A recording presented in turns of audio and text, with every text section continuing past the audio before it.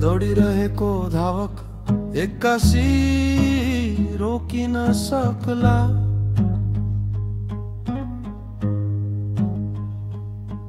के टन्तलपुर लागेको घाम एकै नासमा अस्ताउन सम्भव होला।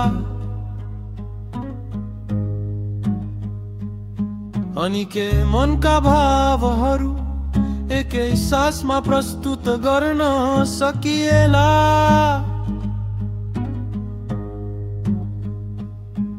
के पटक पटक हार पाएर जित्न सजिलो होला।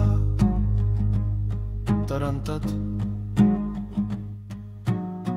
उडेको गाडी र उडेको जहाज दुवै रोकिन बाध्य हुन्छन्।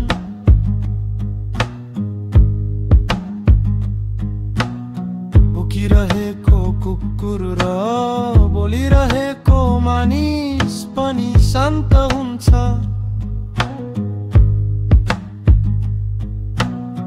डरलाग्दो बादलले पनि गर्जन छोडिदिन्छ।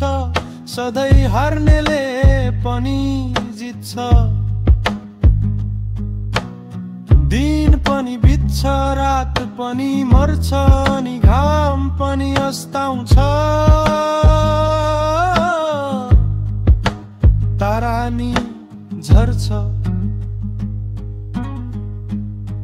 केवल समय लाग्छ। समय लाग्छ। तर फेरि बोलेको वचन र भुकेको भुकाई फिर्ता हुन सक्दैन।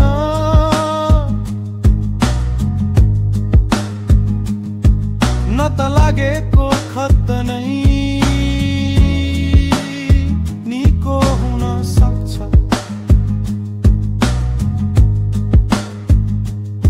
मलेको जोस फेरि पलाउन सक्ला, तर बैस फिर्ता हुन सक्दैन।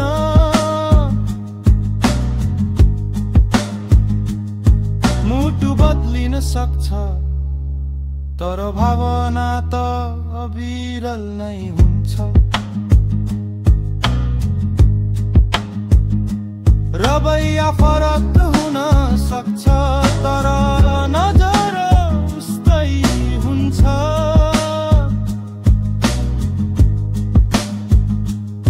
चाहनाहरू पूर्ण हुन्छन् भनेर कसैले ठेक्का लिएको पनि हुँदैन। आफैले आफैलाई धेरै बेरसम्म झुक्काउन सकिन्छ, तर समयलाई सकिँदैन।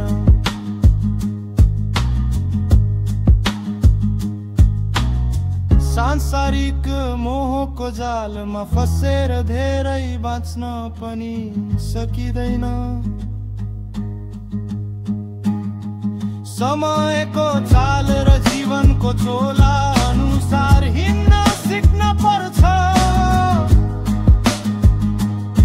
मरेर फेरि बाँच्न सिक्नु पर्छ। एक पल फेरि हाँस्न सिक्न पर्छ।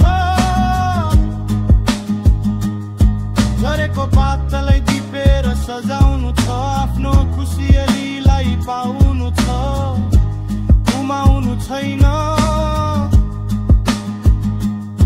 के मलाई कसैले हँसाइदेला त कि फेरि एक्लै हाँसु अनि त्यो झिनो खुसियालीलाई डुबाउ आँसुमा।